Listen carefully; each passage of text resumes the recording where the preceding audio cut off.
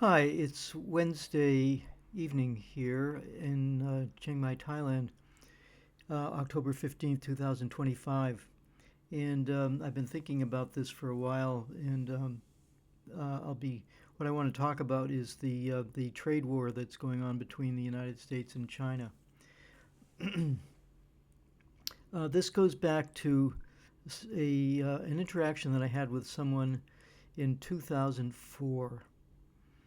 So I was a member of a professional group. It was an estate planning council. I was in the estate planning business. I was in the insurance and investment side, and there were lawyers and accountants and portfolio managers. Anybody who helps to manage someone's estate was in this group. And we would have a dinner periodically. I think once a month we'd have a dinner at a nice restaurant, and a speaker would come in and they'd address us. And at one point I thought, and at one time there was a this lady from the IRS came, and I thought, there's the enemy. And I thought, wait a second, she's not the enemy. She's giving us a job, because if the government didn't tax people's estates, then there wouldn't be any need for people like us. So anyway, so there I was at this estate planning council meeting, and a portfolio manager came up to me. This is 2004. So I said to him, um, you know, um, the United States has a budget deficit of 500 billion dollars. This is 2004. It's much more than that now, but back then that was an unconscionable amount of money. Even today it would be a huge amount of money, and now it's like what, two or three times whatever it is. $500 billion. And I said, but our military budget is uh, about $500 billion. And who is financing our budget deficit but the Chinese?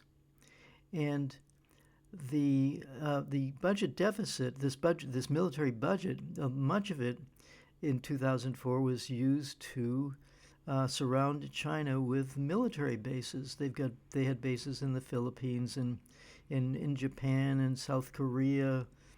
So they were, the whole plan has been to strangle China's economy and physically threaten it with annihilation with all these military bases. So I said to him, we've got these deficits, and China's financing them by buying our bonds. And what would happen to our stock and bond market? He's a portfolio manager, right? So he's a stock and bond guy. And I say, what would happen to the United States financial markets if China said, we're financing your budget deficit, which is basically your military budget, and you're threatening us. So we are essentially financing your military to threaten us. And, we're really tired of that, and we just aren't going to do it anymore. And I said, what would be the effect of China deciding that they were no longer going to finance our deficits? And he said, let's have a drink. And he turned around and walked towards the bar. Now, I was too, I don't know the adjective to describe myself. I just thought, I was so shocked at his, just turning around and walking away, that I didn't follow him. I probably should have followed him to the bar, even though I don't really drink, but I could have ordered a ginger ale or something, and asked him, in detail, because it would have been really interesting to hear what he had to say. But he was obviously upset by my question. So that was in 2004. Now, flash forward, and what's the latest really, really big news?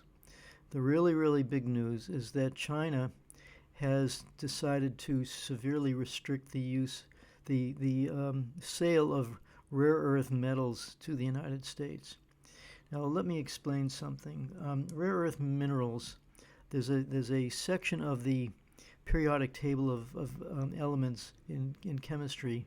There's around 10 or 15. I don't remember the exact number. There's europium and einsteinium, or neodymium and samarium, and there's various. These are very esoteric names. You don't hear them very often, but in any case, things like neodymium is this rare earth mineral, which when you combine it with iron, will make a very, very strong magnet that holds its magnetism for a very long time. And so you can have like tiny, tiny magnets, and they have, far more magnetism than just an ordinary iron magnet would have.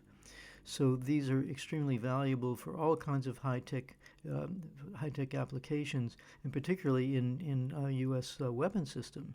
I just saw some item that said that the average American nuclear submarine has 2,000 kilograms, 2,000 tons of rare earth minerals to make the technology of their submarine work.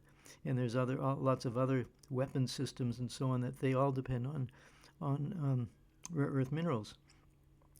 So with just this very act, China is basically saying we're not going to help you arm anymore by supplying these rare earth minerals to you. And the United States went quote unquote ballistic.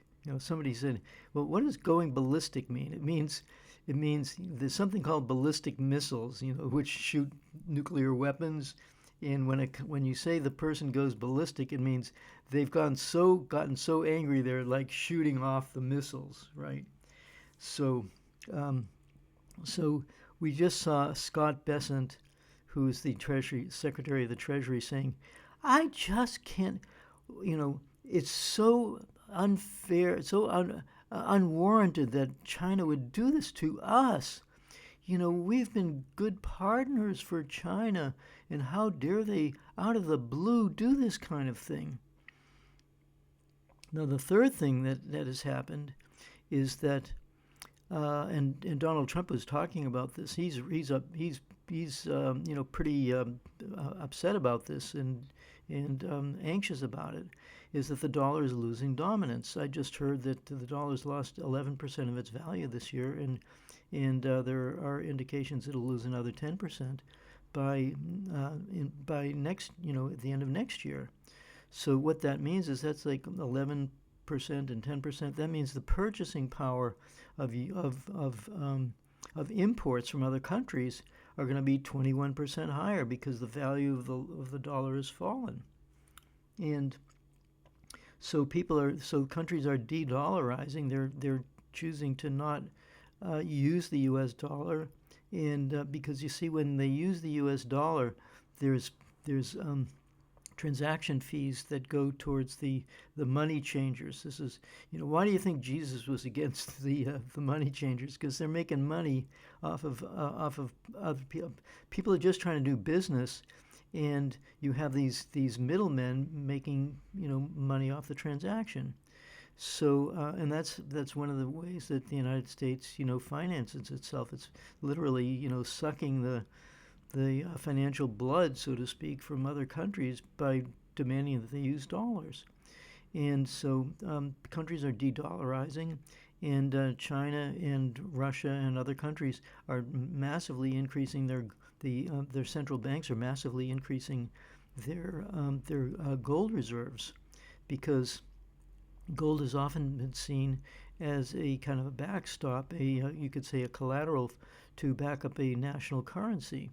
In the United States, many of you may know that the United States had a gold-backed currency after World War II, but during the Vietnam War, we were spending so much money that the French said, we don't want your dollars anymore. Just pay us back in the equivalent of gold. And they almost, they tried to assassinate de Gaulle, who was the president of this is serious business, So China is loading up on gold. Russia's loading up on gold. Other countries are loading up on gold. The dollar's falling in value, and China is cutting off the ability for the United States to make weapons. So this is, the situation that we're in. But what I wanted to do was to ask the question, well, why would China do something like that? There's one other thing. I just saw a news flash that there's a bill where 85% of U.S. senators are backing a 500% tariff on Chinese goods coming into the United States. Now, you just think of it. You go to Amazon, or you walk into Walmart, or you walk into Target, or I don't know, Dollar General, whatever these stores are, and you want to buy a you want to buy some toilet paper, you want to buy some shoes, whatever it is, with a 500% tariff. What do you think that's going to do if somebody's going to have to pay that 500% tariff? And when for example, let's say the Chinese company says shoes. They're selling them for, let's say, wholesale prices of $5.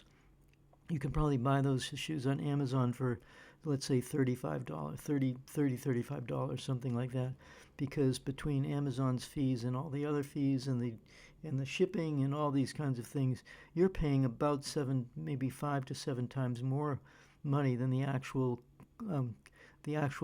wholesale price that the retailer is selling them for. But if there's a 500% tariff, that means we're talking about, instead of the shoes costing $5, they're going to cost $25. And who's going to pay the difference? Is the retailer going to pay the difference? No, they're going to pass it on to the customer. So the cost of goods in the United States is going to rise by dramatic amounts because we are punishing China by putting tariffs on them.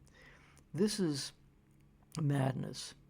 And so the point that I'm getting here, I'm coming to here, is that the people who are running our country, running the United States, their consciousness is deeply fragmented. They cannot see connections between things. So they cannot see the connection between literally, I would say, 60 years of provocations against China, going back even more than 60 years, because after World War II, there were two major factions in China. There was the Communist Party led by Mao Zedong, and there were the nationalists led by Chiang Kai-shek. And they, after an a kind of initial coalition back in the 1920s, Chiang Kai-shek turned on them and slaughtered, several thousand Communist Party members, resulting in basically a civil war within China. So there was a civil war between those two factions. Meanwhile, Japan was invading China, killing millions of people. So China went through literal hell between, in the 1930s and up to 1949. But the United States had this idea, and they were supporting, Chiang Kai-shek and the nationalists. But the nationalists lost to the communists because the communists developed a very strong following in the countryside where most of the population lived. So that's the reason why the communists won in China after World War II, is because they had actually built up far more support among the people of China than the nationalists did, and the nationalists were kicked out, and they escaped essentially to the island of Taiwan, which was also part of China at that time. It's always been a part of China, with exceptions for when the Japanese had invaded and occupied it. But so there was a saying, who lost China? Because, see, the United States thought that we could control China through Chiang Kai-shek. And in fact, they do control Taiwan because the United States has kept a constant presence in Taiwan, despite the fact that they signed an agreement with the People's Republic of China that Taiwan is a part of China. It is a province of China, but the Taiwanese with the full backing of the United States, say, oh no, no, we want to be an independent country. This is what is going on between China and Taiwan and the United States. If the United States weren't involved in this, which is none of their business, I mean, can you imagine, China saying to the let's say to the Lakota Sioux in South Dakota, the Lakota Sioux, the Europeans, the white men, they speak with forked tongue. We hate them. They're doing terrible things to us. They've slaughtered us. They genocided us, and we need some help. Hey, China, come on in. Send us weapons, and we're gonna start a rebellion against the United States, and we're gonna split South Dakota off from the United States. We're gonna have our own state. Can you imagine what would the United States' attitude towards that be? They'd be rather upset. So China is saying, these nationalists, who are they were actually running drugs, which was a major problem. There was like 25% of the Chinese population was hooked on opium at a certain point. One of the reasons for the Chinese empire falling and the emperor being kicked out was because China had gone into such a terrible state. And a lot of that was because of opium, which the British and Americans and other countries were importing at the point of a gun, by the way, into China. So eventually, the communists kicked the foreign devils, the white devils, so to speak, out of China, and that marked the start of China's rise to where it is now. So the United States has had a grudge against the People's Republic of China for a long time. And yes, during the 1970s with Nixon and Kissinger, they were basically using the conflict between the Russians, the Soviet Union, and China over ideological issues to gain inroads into China. And China thought, oh, America's going to be our friend and everything's going to be wonderful. And of course, the U.S. Shipped a lot of manufacturing. They created tremendous, job opportunities for, literally millions, billion, Chinese. And the reason for China's rise is because the United States essentially nurtured that. But what they didn't understand was that by doing that, they thought they were going to be able to keep control of China, but the Chinese are too sophisticated for that. And so they said, sure, America, you want to ship your jobs over here? That's great, we'll take them. And but they didn't realize that the Chinese are very, very intelligent people, far more hardworking and far more intelligent. I can tell you from personal experience, because I've been to China, I know Chinese people, that they basically outsmarted the Americans, and the quality of their products is better, the prices are cheaper, and they've basically outcompeting the United States. So and the United States blames China for winning a war that the United States, thought that the United States thought they could control China, they thought they could, take advantage of it, and the tables have been turned. So that's the issue, and now. I did a search to see just how many times has the United States provoked China in the past, say, 20 years or so, because when I asked that portfolio manager back in 2004, I raised the issue of this imbalance where China is financing our deficit. But in between 2004 and now, there's been multiple provocations in the United States against China. But going back, as I say, they supported the nationalists. They supported the separatists in Taiwan. The United States supported separatists and rebels against the Chinese government in Tibet, in Xinjiang. And whenever the Chinese government puts these rebellions down, the United States says, human rights, human rights.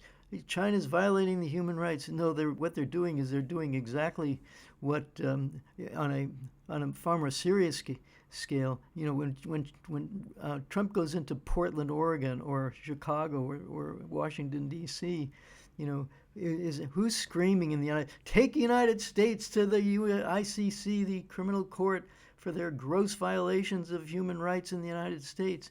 But when the United States foments a rebellion inside of China, in Hong Kong, in Tibet, in Xinjiang, in Taiwan, oh, it's China's fault. So you see, this is the mentality of the people who run the United States. So I call this, and that's the reason why I think my analysis is different from other people, because they see it on a purely geopolitical point of view. They don't see it from a psychological or even a spiritual point of view. My contention here is that the consciousness of the people who are running the United States they're like reptiles. They have so little awareness of the position of the other, that they just think that they're like, we're playing chess, and China's is a queen, and Russia's the king, and Iran is a rook, and something else is a knight, and we can move. So we're playing on both sides of the chessboard, and we know who's going to win because we're doing that. But they're just pieces on the chessboard to be moved around. They don't understand that they think that they have total agency, and that no other entity on the planet has any agency, any sovereignty, any ability to think for themselves. And so as a result, they're surprised when they don't act according to how we predict they will act. You're not supposed to do that because we predicted that you would do it the way we think you're supposed to do it. And the Chinese are saying, well, actually, we have a mind of our own, and we'll do things our way. And by the way, we've been around for about 4,000 years longer than you have, so we have a little bit more experience than you. Maybe you ought to show a little bit more spiritual maturity. But the United States, they are like intellectual and spiritual pygmies compared to these other countries. That is the root of the problem. So I'll just kind of leave it at that. I'm going to put the long list of these provocations that the United States has done against China, and also my basic discussion. I did a query, you could say, had a discussion with Grok AI, and the thing about AI, and I was talking with somebody else today about this, is you go to AI and you ask them a question, and they'll answer. They're very empathetic because they want to be on your side, so that they'll give you the answer that they think you want to hear, which is, but in this particular case, and sometimes I'll argue with them because they may, if they give me information which I know isn't true, which is backing the consensual fake narrative that we're fed, through the major media and through even major websites, if you're like me and you're well informed, you'll say, no, don't give me that. I know what actually happened here, and don't pull that on me. And they say, oh yeah, you're right, yeah, I should have thought of that, this kind of thing.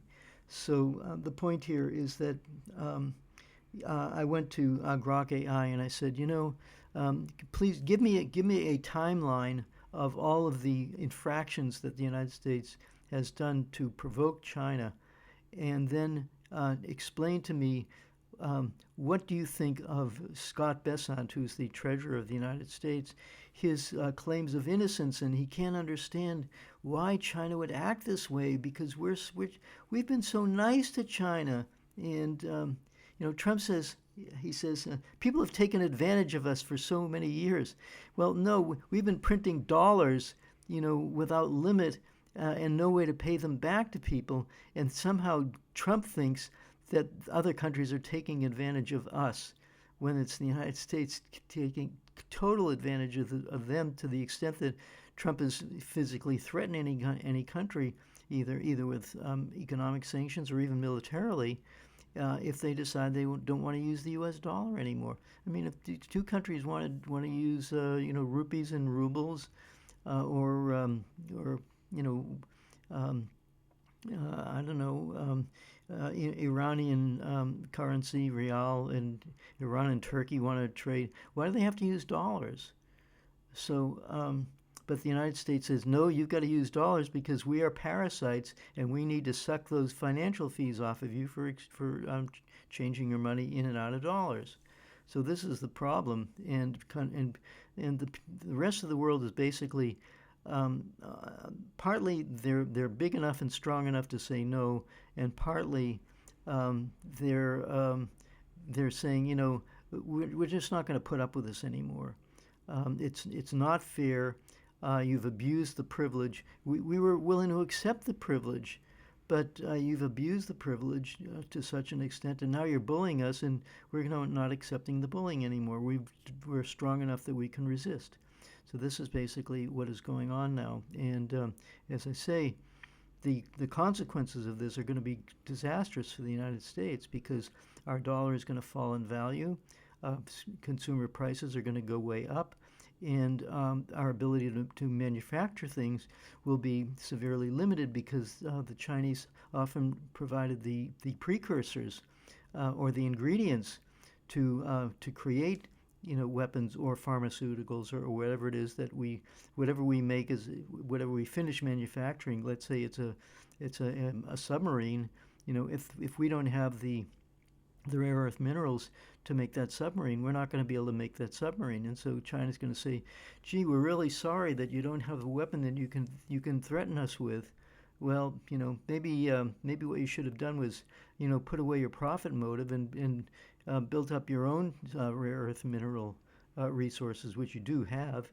I remember there was a company in California. I forget, it began with an M. I don't remember the name of it now, but they had rare earth minerals, and they shut down the mine, and they don't have any refining capacity. So they thought, oh, we'll make weapons using Chinese components and threaten China. And they didn't consider the possibility that China might say, no, we're not going to do that anymore. No, we're not going to finance your deficit anymore so that you can finance your military budget.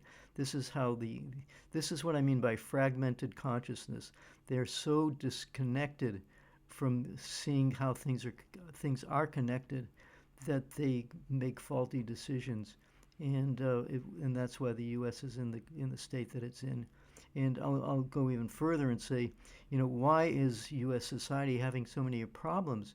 It's because they put all their money into world hegemony, and they didn't invest in their own people. They thought, all these people, they're so stupid. We're not going to put any money into education or health care or giving them a healthy diet or anything like that.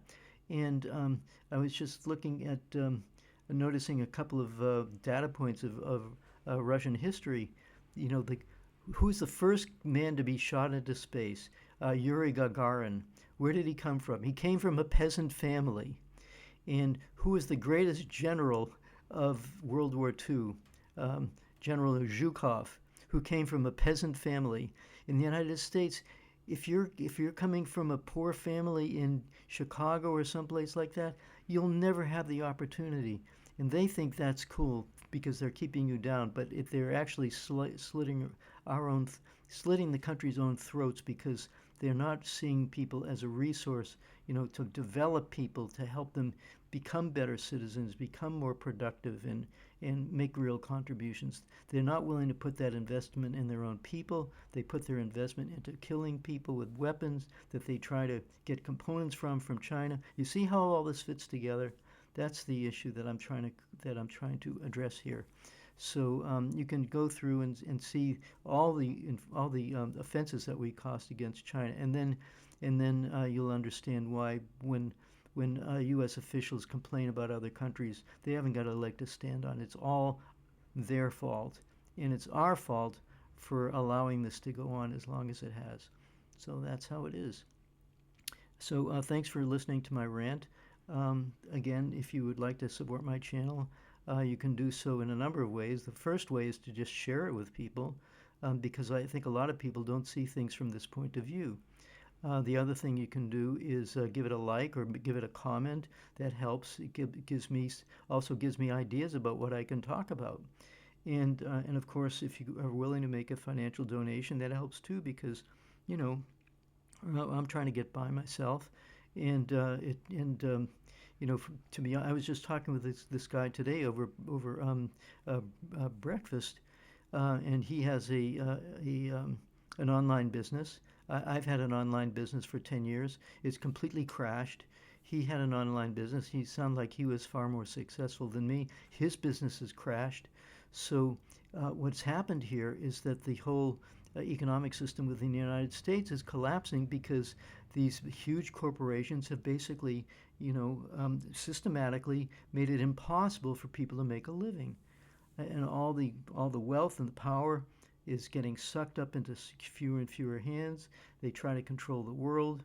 So this is what's going on, and I don't know where it's going to end. It doesn't look good. I think things are going to have to collapse before these people are either kicked out or they resign or whatever.